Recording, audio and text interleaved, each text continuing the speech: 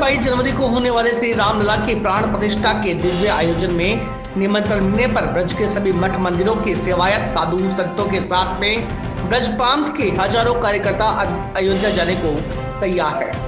अयोध्या से आए पूज्यदक्षों को घर घर पहुंचकर राम भक्तों को निमंत्रण देना शुरू हो गया है। जानकारी देते हुए विश्व हिंदू परिषद के केंद्रीय कार्याध्यक्ष आलोक कुमार ने स्थानीय होटल में प्रेस वार्ता के अंदर बताया। मैंने आपको ये सूचना देने के लिए बुलाया है कि विश्व हिंदू परिषद का अन्य हिंदू संगठनों के साथ मिलकर प्रत्येक हिंदू के घर पे जाकर दरवाजा खटखटाकर न्योता दे। ये न्योता हमने अयोध्या के राम मंदिर से पूजित अक्षत मंगाए। ये हल्दी चावल देंगे और उन्हें कहेंगे कि 22 जनवरी को भगवान विराजमान होंगे। इस बार ये काम अकेले अकेले नहीं देखना, टीवी पर करके नहीं देखना, पूरा हिंदू समाज सामूहिक रूप से देखे और वो मंदिर में जाकर देखे। तो अपने मोहल्ले के मंदिर में जाना, गोदी के बच्चे से लेकर के व्हील चेयर के बुजुर्ग तक को जाना और वहाँ पे जो एलईडी की स्क्रीन है उसमें ये देखना।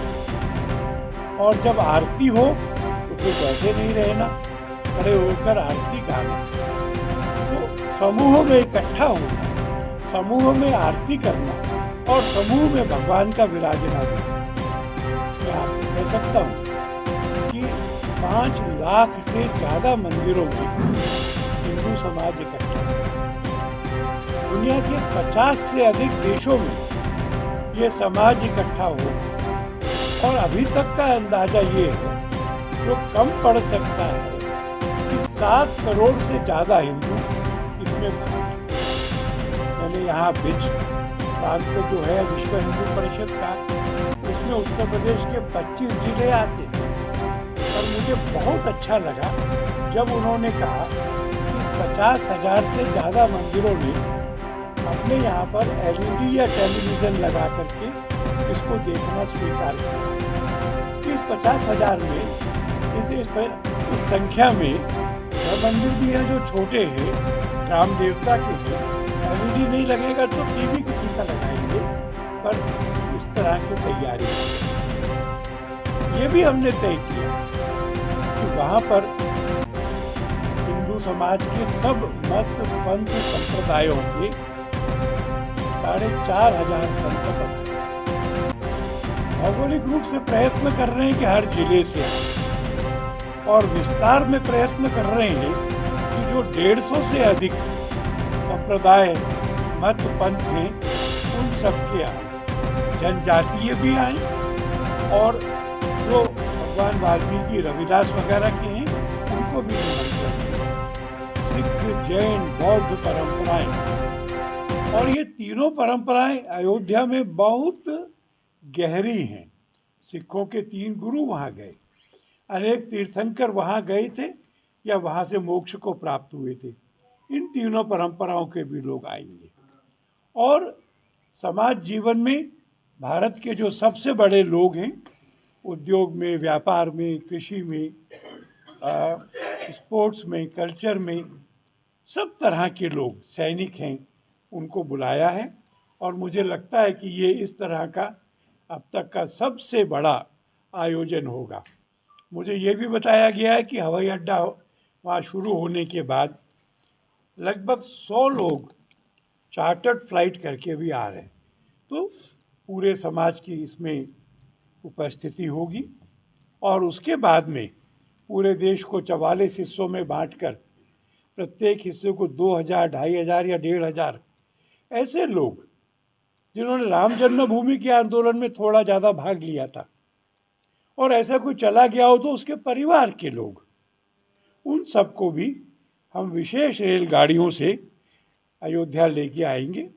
उनके रहने की व्यवस्था करेंगे, सरयू में स्नान की, हनुमान लला के दर्शन की और राम जी की, ऐसे 1 लाख लोगों को हम दर्शन कराएंगे। और मुझे लगता है कि धरती पर इन 100 सालों में ये कोई एक सबसे बड़ा आयोजन इस बार अयोध्या में होगा।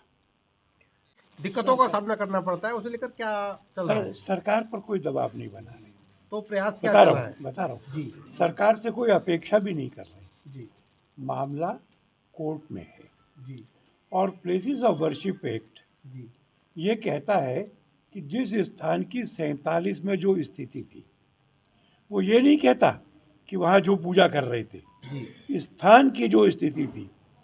अब आपको ध्यान में होगा कि काशी में शिवलिंग मिला है, ये साबित हो जाएगा कि वो शिवलिंग है।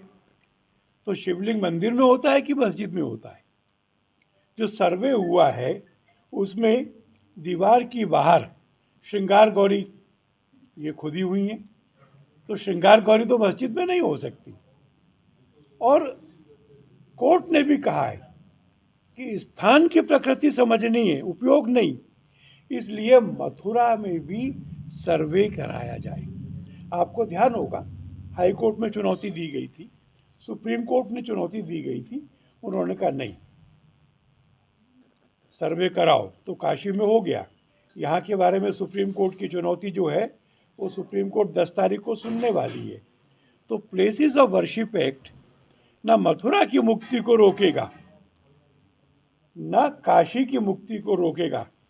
और एक वकील के नाते मैं अपनी फाइल पढ़ने के बाद आपको बोल रहा हूँ कि जैसे मैंने आपको निमंत्रण किया है अयोध्या में प्राण प्रतिष्ठा के लिए, वैसे ही आने वाले कुछ वर्षों में विश्व हिंदू परिषद आपको निमंत्रण कर सकेगी कि अयोध्या में, काशी में प्राण प्रतिष्ठा हो रही है, आप लोग पधारिए। सर एक चीज़ और, जो कार सेवक वहाँ शहीद हुए थे, कुछ लोगों का कहना है कि कार सेवकों के लिए कोई विशेष व्यवस्था या उनके नाम से कोई अयोध्या में विश्व हिंदू परिषद या ट्रस्ट, जो तीर्थ क्षेत्र ट्रस्ट है, उसके द्वारा कोई भी स्थान या कोई स्मारक नहीं बनाया गया, जबकि उनको बनाना चाहिए था। क्या कहें?